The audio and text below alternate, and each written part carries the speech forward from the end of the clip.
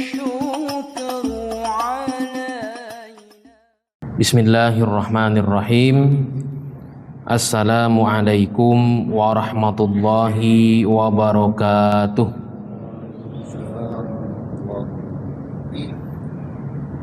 Alhamdulillah. Walhamdulillahilladzi akrama man ittaqa bimahabbatihi wa au'ada man khalafahu bighadabihi wa 'adzabihi. Ashhadu an la ilaha illallah wahdahu la syarika lah wa ashhadu anna sayyidana Muhammadan abduhu wa rasuluh la nabiyya ba'dah. Rabbi shrah li sadri wa yassir li amri wahlul 'uqdatam min lisani yafqahu qawli.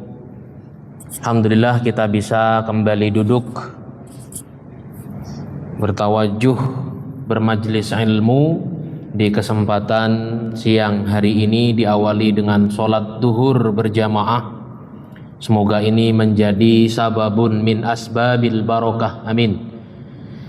Salawat dan salam kita haturkan kepada baginda Al-Mustafa sallallahu alaihi wasallam yang membawa kita dari zaman yang syarat dengan ketidaktahuan menuju kepada zaman yang penuh dengan keilmuan. Para hadirin, kita melanjutkan kajian kita. Kalau kemarin kita sudah sempat membahas tentang yang terlupa dari sholat, begitu ya, tentang hal-hal yang terlupakan dari sholat. Maka pada kesempatan siang hari ini kita melanjutkan bacaan kita tentang waktu-waktu yang terlarang untuk melaksanakan sholat. Qala al-muallifu rahimahullahu ta'ala, di sini dikatakan faslun, pasal, wa khamsatu awqatin, ya, 5 waktu yang diharamkan. Wa khamsatu awqatin, khamsatu awqat itu artinya 5 waktu yang la yusalla fiha, yang orang-orang itu tidak boleh sholat di dalamnya, ya. Ada 5 waktu yang tidak boleh kita sholat di dalamnya, illa, kecuali sholatun laha sababun, maka sholat-sholat yang punya penyebab, atau kalau dalam istilah ilmu fikih, dalam ulama, dalam pandangan fikih itu adalah sholat dzatu sabab, ya, dzatus sabab, salat yang punya penyebab, ya. Apa salat yang punya penyebab? Contoh dari salat-salat yang punya penyebab, Bapak masuk ke masjid ini, ada salat nggak Pak? Salat apa namanya? Tahiyatul masjid. Terus habis wudhu Bapak melaksanakan sholat, begitu ya. Apa sholatnya Pak? Sholat sunnah, ba'diyah wudhu, ya, ba'diyah wudhu.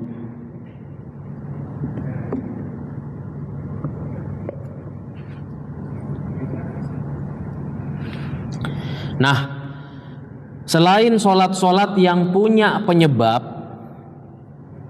seperti yang kita sebutkan tadi, maka tidak boleh kita melaksanakan sholat itu dalam 5 waktu itu, gitu ya. Apa itu? Di mana ini?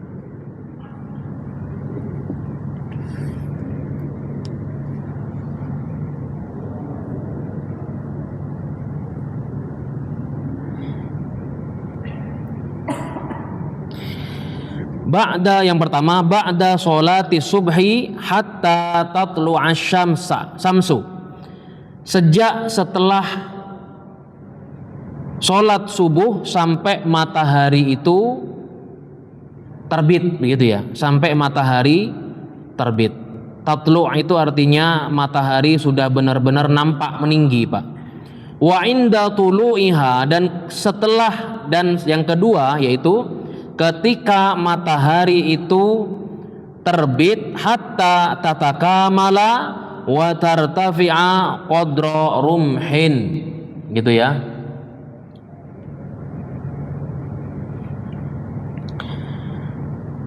Sampai matahari itu meninggi dan sempurna tingginya, gitu ya, setinggi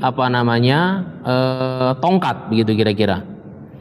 Wa idza istawat hatta tazula, sampai matahari itu istiwa itu sama dengan bayangan, gitu ya, sama ketika matahari itu berada sejajar dengan benda, sampai kemudian benda ini nggak ada bayangannya, sampai kemudian tazula, sampai zawal itu agak bergeser sedikit lalu muncul bayangan dari benda ini, gitu ya. Itu waktu yang tidak boleh untuk melaksanakan sholat.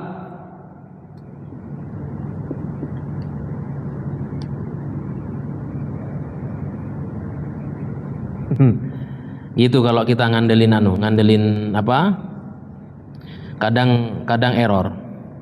Wa ba'da sholatil asri hatta taghruba syamsu, dan setelah sholat asar sampai matahari tenggelam. Itu waktu yang dilarang kita untuk melaksanakan yang namanya sholat. Wa indal ghurubi hatta yatakamala ghurubiha, ketika matahari itu tenggelam sampai benar-benar sempurna tenggelamnya. Nah, di antara waktu itu nggak boleh kita melaksanakan yang namanya sholat, ya. Maka apa yang menjadi dalil daripada hal-hal ini, perkara-perkara ini? Kenapa no sinyal ya?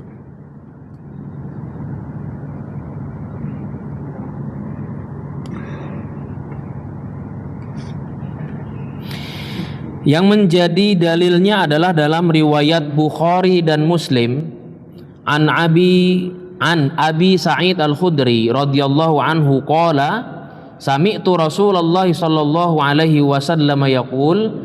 Abu Sa'id Al-Khudri itu mengatakan, saya mendengar Rasulullah sallallahu alaihi wasallam bersabda, la sholata ba'da subhi hatta tartafi'a syamsu. Tidak ada salat, gitu ya. Tidak ada salat ba'da subhi, dari setelah subuh sampai matahari meninggi, artinya masuk waktu duha. Sampai masuk waktu duha maka tidak boleh melaksanakan sholat. Oke, monggo. Dari sana aja, biar nggak masuk. Oh gitu. Ya. Tapi yang biasanya bisa. La sholata ba'da subhi hatta tartafi'a syamsu. Kata Nabi, enggak boleh ada sholat setelah sholat subuh sampai tartafi'a syamsu, sampai matahari benar-benar meninggi. Karena kalau sudah meninggi itu berarti sudah boleh kita melaksanakan sholat apa? Duha diantaranya, ya. Syuruk.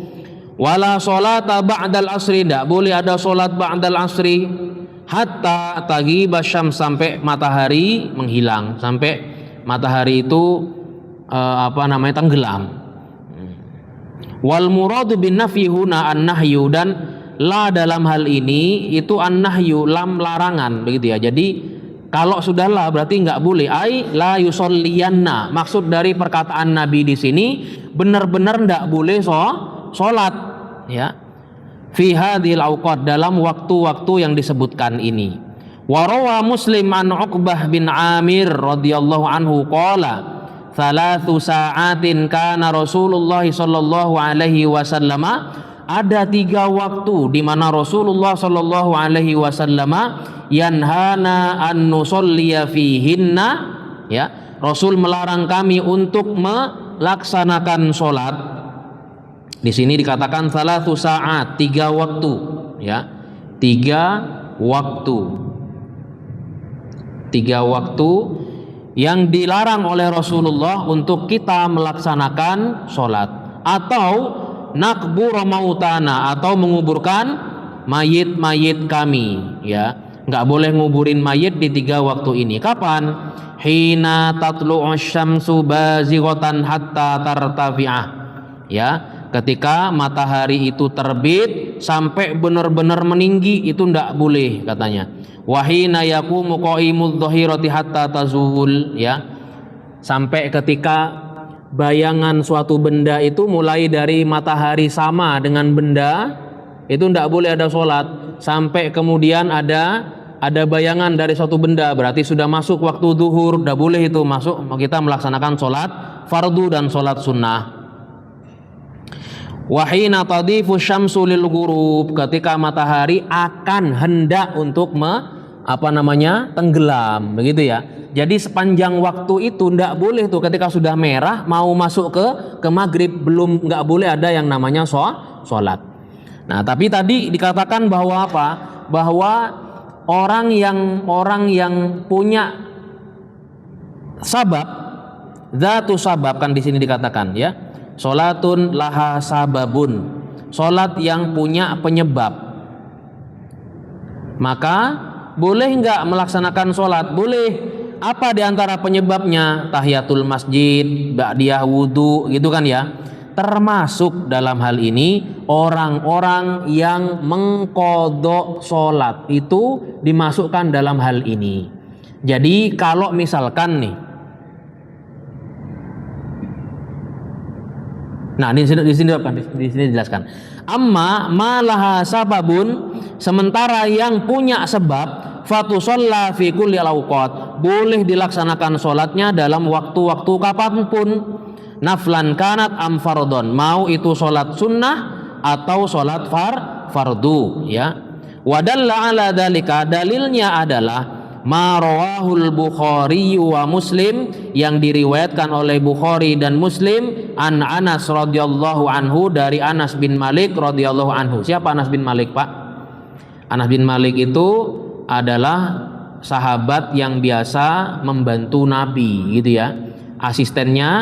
Asisten Nabi. Nah, ini dia adalah dari kalangan kaum Ansor, ya. Apa dalilnya, ya? Anin Nabi sallallahu alaihi wasallam, dikatakan dari Nabi sallallahu alaihi wasallam, dari Anas bin Malik, man nasiya sholatan, barang siapa yang lupa sholat, ya, fal yusolli idza dzakaraha, hendaklah dia sholat ketika mulai ingat, ya. La kaffarata laha illa dzalika, ndak ada cara lain kecuali qadha. Jadi kalau nanya, gimana Ustadz, saya dulu waktu muda pernah nakal gitu misalkan, apa, trek-trekan, apalagi nongkrong gitu kan ya, dan lain sebagainya. Waktu muda sering nongkrong sampai lupa sholat. Sekarang kita sudah mulai beranjak tua, lalu kemudian rajin sholatnya dan mulai taubat tuh. Tapi ingat, Anda baru ingat bahwa dulu pernah meninggalkan sholat, tapi nggak tahu Ustadz berapa jumlahnya, nggak tahu jumlahnya. Terus bagaimana? Kata para ulama, ada 3 jalan bagi orang yang taubat. Tiga kalau masalah sholat. Yang pertama adalah taubat nasuha. Yang kedua, perbanyak amal soleh, ya. Nah, yang ketiga apa yang ditempuh? Mengqadha sholat. Mengqadha sholat dalam hal ini dalilnya yang ini. Nabi bilang, ya, man nasiya an sholatin, man nasiya sholatan, barang siapa nasiya itu lupa. Man nasiya sholatan, barang siapa lupa melaksanakan sholat, fal yusolli idza dzakaraha, hendaklah dia melaksanakan sholatnya atau mengqadhanya ketika sudah teringat. La kafarata illa bidzalika, ini loh, ini paling penting ini. Perkataan Nabi, la kafarata illa bidzalika, ndak ada jalan lain Nggak ada kafaroh lain, nggak ada tebusan lain kata Nabi kecuali dengan membayar hutang dari sholat itu qadha. Maka para ulama jumhur itu berpendapat kepada 3 jalan ini. Pertama taubat, kedua perbanyak amal soleh, ketiga qadha sholatnya. Ustadz saya lupa jumlahnya. Ya sudah, sekarang kira-kira aja. Dari umur berapa sampai umur berapa Anda ninggalin sholat? Sepertinya dari usia 18 sampai 20 tahun saya ninggalin Ustaz. Berapa kira-kira? Kira-kira aja. Ternyata kalau dihitung-hitung sepertinya 2 bulan Ustaz dari usia itu. Ninggalin sehari, ninggalin 1, ninggalin 2 gitu kira-kira. Oke, 2 bulan. Berarti bagaimana? Maka 2 bulan berturut-turut Anda mengqadha sholat Anda. Gimana caranya? Kita duhur tadi. Sholat duhur kita berjamaah.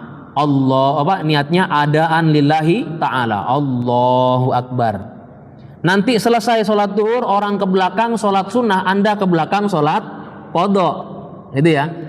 Orang kan nggak tahu. Nah masalahnya ini, kalau ba'da subuh sama ba'da asar, Ustadz, kalau ba'da subuh saya mundur ke belakang lalu sholat 2 rakaat, orang pasti ngira ini pernah ninggalin sholat nih. Malu saya Ustadz. Ba'da asar saya mundur ke belakang lalu sholat 4 rakaat, orang pasti bilang ini qadha sholat nih, pernah ninggalin sholat. Malu saya Ustadz. Nah, Anda kepada manusia malu. Kok ninggalin sholat yang jelas-jelas sang pencipta yang punya hak itu, kok Anda ndak malu ketika meninggalkan? Jadi gimana? Tetap qadha. Terus bagaimana Ustadz biar saya ndak malu di hadapan manusia? Ketika adzan berlangsung, Allahu Akbar, habis itu orang sholat qobliyah. Orang sholat qobliyah, Anda niat mengqadha sholat. Nah itu ya, intinya kan masuk waktu sholat tuh. Maka boleh nggak saya mengqadha sholat yang kemarin terlupa karena saya tertidur? Boleh ya. Diqadha sholatnya kapan? Ba'da asar boleh. Misalkan Anda tertidur kelelahan. Itu relawan-relawan yang lagi di Sumatera Pak. Ya, relawan-relawan yang lagi di Sumatera, mereka menyalurkan mendistribusikan itu ya, bantuan-bantuan. Lalu mereka kelelahan. Tidur mulai duhur. Jebol sampai asar Pak, kebangun waktu asar. Apa yang dilakukan? Mengqadha sholat duhur di waktu asar. Kenapa harus begitu? Nabi yang bilang la kafarata illa bidzalika. Ndak ada tebusan lain kecuali dengan bayar itu utang. Hadisnya sahih. Ya. Jadi ndak cukup dengan taubat. Ya memang ada satu pendapat Syekhul Islam Ibnu Taimiyah yang mengatakan cukuplah taubat katanya. Hambali juga mengatakan, beberapa dari kalangan Hambali mengatakan demikian. Tapi jumhurul ulama berpegang kepada dalil ini. Mayoritas para ulama berpegang kepada dalil la kafarata illa bidzalika. Tidak ada cara lain kecuali dengan sholat ini, dengan mengqadha sholat ini. Bahkan Nabi juga pernah kesiangan Pak, bersama para sahabat. Ya.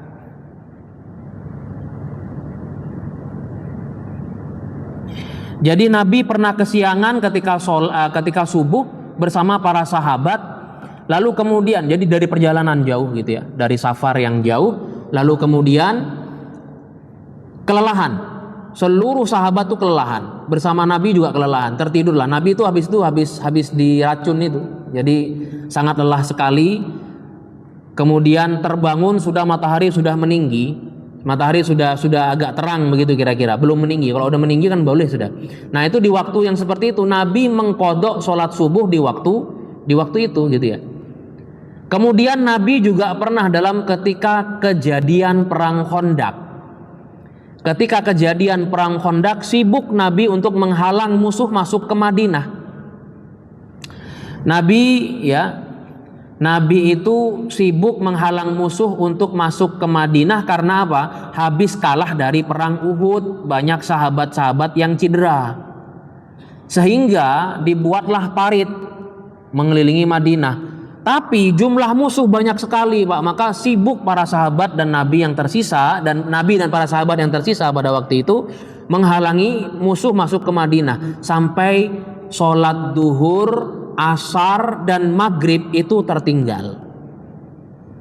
Datanglah waktu malam, musuh sudah istirahat kemudian tersapu oleh angin gitu kira-kira ya. Dalam riwayat tuh demikian.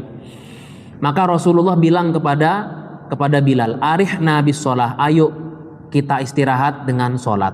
Istirahatkan kita dengan sholat." Kata Nabi demikian. Maka pada waktu itu langsung tuh dikodok 3 sholat langsung. Apa yang dikodok? Sholat duhur, sholat asar, sholat maghrib dikodok di waktu isya. Itu ya bagi sholat-sholat yang pernah ditinggalkan itu ya. Kemudian masuk ke pasal setelahnya, faslun wa sholatul jama'ati sunnatun muakkadatun wa 'alal ma'mumi ayyanwiyal li'timama dunal imami ya. Ayyanwiya al-li'timam dunal imam. Nah ini pasal tentang masalah sholat berjamaah yang hukumnya adalah sunnah muakkadah ya. Sunnah muakkadah ini buat siapa? Lirrijali wan nisa, untuk laki-laki dan perempuan. Apa dalilnya? Lima rawahul Bukhari wa Muslim an Abdullah bin Umar radhiyallahu anhuma anna Rasulullah sallallahu alaihi wasallam qala, bahwasanya Rasulullah sallallahu alaihi wasallam bersabda, "Sholatul jama'ati tafdulu sholatal fadhi bi 27 darajatan." Ya, al-fadhu itu artinya al-munfaridu, artinya sendirian. Jadi sholat berjamaah itu ya mempunyai keutamaan daripada sholat sendirian dengan berapa? 27 darajah, 27 derajat kebaikannya gitu ya. Nah, maka dikejar nih. Ini untuk laki-laki dan perempuan. Wa 'alal ma'mumi ayyanwiyal li'timama dunal imam. Makmum, kita sebagai makmum tadi yang di belakang ya, maka wajib berniat menjadi makmum atau diimami dunal imam. Imam tidak perlu untuk berniat jadi imam. Kenapa? Karena makmum pun bisa dalam satu kondisi ya berubah posisinya, berubah statusnya menjadi imam. Jadi tidak perlu merubah niat. Tapi yang jelas kalau makmum harus berniat makmum, dan dalam niat itu dalam para hadirin ada yang namanya ta'yin. Apa ta'yin itu? Dalam niat perlu ada namanya ta'yin. Ta'yin itu penentuan atau secara eksplisit gitu ya, penentuan secara eksplisit. Saya sholatnya sholat apa? Sholat duhur. Yang mana? Yang adaan, yang kodoan, apa i'adatan. Nah itu status itu ada 3 tuh.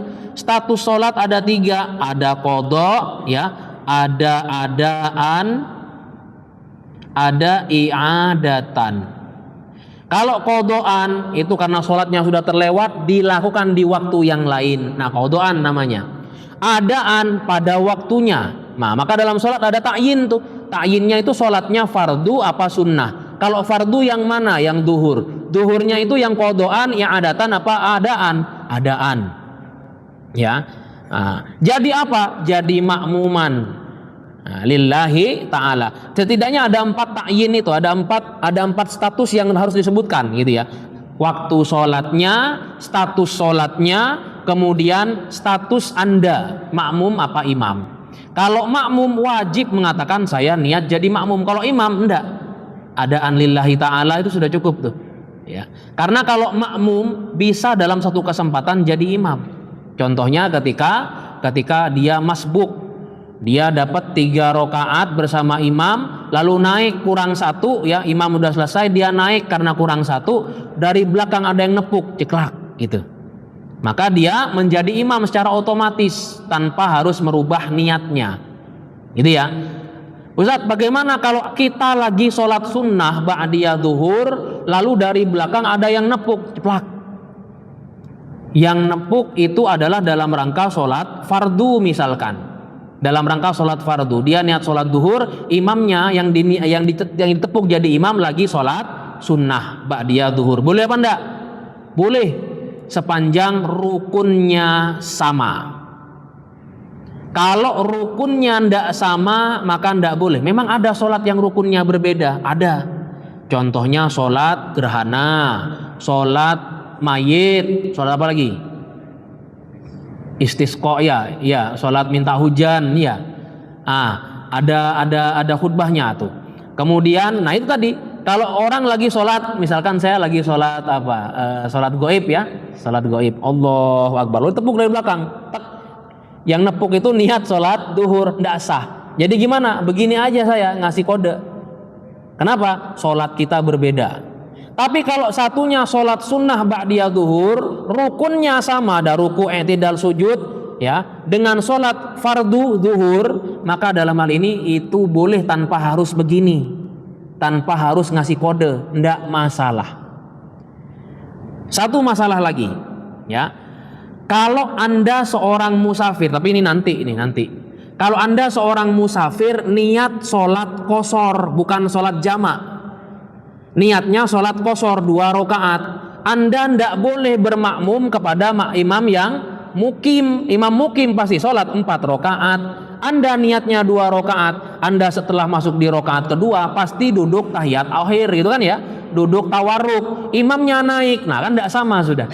Itulah kenapa dalam kitab-kitab fikih dikatakan bahwa kalau seorang musafir itu tidak boleh berimam kepada imam mukim, kecuali kalau dia berniat sholat jamak. Kalau jamak sudah pasti lengkap tuh 4 juga gitu ya, 4 plus 4. Jadi ketika Anda imam sudah assalamualaikum warahmatullah, Anda tinggal mundur lanjut sholat jamak yang asar itu ya. Nah itu terkait masalah musafirnya, berimamnya, begitu ya. Ini dulu yang bisa kita sampaikan dalam pertemuan hari ini. Barangkali ada pertanyaan atau diskusi, kami persilahkan. Monggo, sebentar salat. Iya Pak, silakan Pak. Waalaikumsalam warahmatullahi wabarakatuh.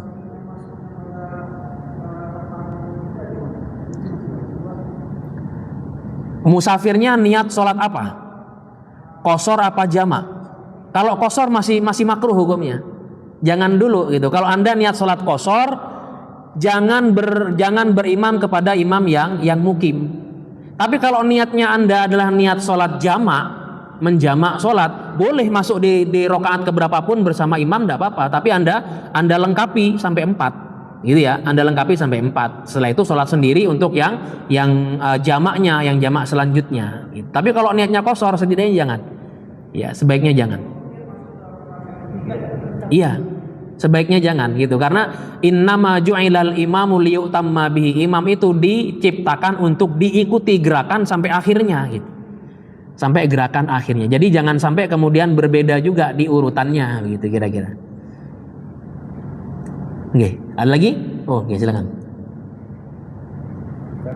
Kalau kodok ternyata misalnya tadi pun ada yang ada kedua atau gelombang kedua gitu. Iya. Kita ikut berjamaah untuk kodok. Iya, karena ngejarnya 27 tadi kan ya. Karena ngejar 27 derajat tadi. Kita habis sholat nih tadi sama Ustadz siapa?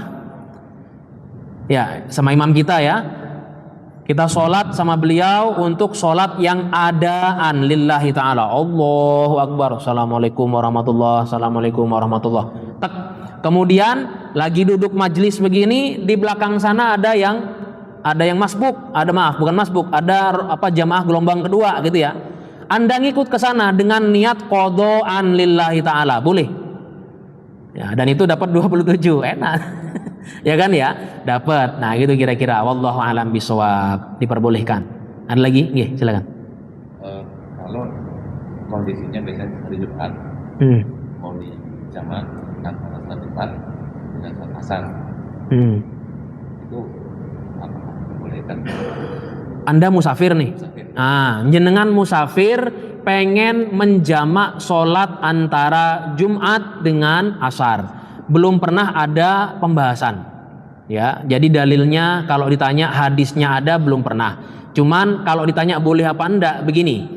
Status musafir itu tidak mewajibkan kita melakukan sholat Jumat. Anda enggak wajib. Terus bagaimana Ustadz? Nah, kalau memang mau Anda, orang lagi sholat Jumat, Anda datang gabung nih di rest area misalkan ya. Anda di rest area masuk, orang lagi sholat Jumat, Anda sholat qashar. duhur. Kosornya kosor jamak dengan asar. Jamu kosrin itu 2 plus 2 Pak. Gitu ya. Nah, kalau seperti itu mungkin boleh karena Anda akan mundur lalu sholat asarnya sendiri setelah itu kan, itu boleh. Tapi kalau menjamak antara Jumatan dengan dengan sholat asar belum pernah ada yang membahas itu ya. Baik dari dalil-dalilnya, maka karena apa? Karena memang pada prinsipnya seorang musafir tidak wajib sholat Jumat. Jadi Anda tidak perlu datang Jumatan. Kalau perjalanan Anda yang Anda tempuh itu 82, 89 gitu atau 100 km. Itu sudah menjadikan Anda sebagai musafir. Maka dalam hal ini Anda sudah tidak punya kewajiban untuk Jumatan, tapi tetap sholat duhur ya. Kalau duhur masih wajib Anda melaksanakannya. Duhurnya boleh dikosor 2 rakaat atau ya kalau mau jamak secara komplit yaitu jamak takhir aja di waktu asar. Nah itu ya sarannya demikian sehingga tidak mencampurkan antara sholat Jumat dengan sholat asar. Wallahu a'lam bishawab. Ada lagi? Nggih, silakan Bapak. Kalau antara maghrib sama isya kita mau qadha sholat maghrib, itu utamanya kita berjamaah ngikutin yang isya dulu atau kita pagi dulu baru isya? Kalau untuk qadha sebenarnya kalau dalam pandangan mazhab Syafi'i, qadha sholat itu yaqtadi at-tarahi. Apa yaqtadi at-tarahi itu? Boleh ditunda-tunda kapanpun gitu, sesempatnya kita. Artinya kalau yaqtadi at-tarahi mau Anda dahulukan atau diakhirkan itu boleh bebas. Cuman kalau jumhurul ulama mengatakan bahwa qadha'us shalah itu yaqtadi al-faur. Apa yaqtadi al-faur? Harus disegerakan. Kapan ingat? Karena Nabi kan tadi bilang nih, fal yusolli idza dzakaraha. Kapan Anda ingat, maka Anda lakukan segera. Maka karena ada kata-kata idza dzakaraha, jumhurul ulama mengatakan ini maknanya yaqtadi al-faur. Al-faur itu harus segera. Segera itu artinya kalau antara waktu maghrib dan waktu isya maka lakukan saja, nggak perlu nunggu isya dulu atau nggak nunggu berjamaah dulu, lakukan saja sekalipun di waktu yang terlarang. Misalkan tadi ba'da asar tadi kan ya, ba'da asar ada waktu terlarang. Kalau itu dalam rangka mengqadha salat maka kata jumhurul ulama yaqtadi al-faur. Itu kalau menurut pandangan 3 madhab. Tapi kalau kata mazhab Syafi'i yaqtadi at-tarahi. Tarahi itu boleh sedikit ditunda. Jadi Anda mau nunggu isya dulu baru kemudian qadha salat asarnya itu boleh, tidak masalah. Gitu ya. Cuman kalau saya untuk kehati-hatian mengambil pendapat jumhur yaitu apa? Yaqtadi al-faur. Demikian. Wallahu a'lam bishawab. Baik, kalau tidak ada lagi pertanyaan, kita tutup kajian kita pada siang hari ini. Insya Allah kita melanjutkan nanti ngajinya ya. Jadi kitab yang saya pakai ini namanya kitab At-Tadhib min Adillatil Ghayah wat Taqrib. Jadi ini adalah syarah dari kitab Matan Abi Syuja, namanya kitab Al-Ghayah wat Taqrib. Ya. Nah, uniknya kitab ini adalah ketika ada matan langsung disebutkan dalil-dalilnya Pak ya. Ketika ada matan seperti ini misalkan wal mafrudatu khamsun, ketika dikatakan as-sholatul mafrudatu khamsun, salat yang fardu itu ada 5, langsung disebutkan dalilnya, tidak penjelasan, langsung dalil. Apa dalilnya gitu kan ya. Kan ini yang dibutuhkan manusia zaman sekarang. Nah, itu jadi bukan bukan sekedar syarah tapi juga disertakan dalilnya sehingga dengan itu menjawab kegelisahan kita kebanyakan orang begitu ya. Jadi ini At-Tadhib min Adillati Al-Ghayah wat Taqrib, penjelasan dari matan Abu Syuja yang ditulis oleh Dr. Mustafa Dib Al-Bugha ya.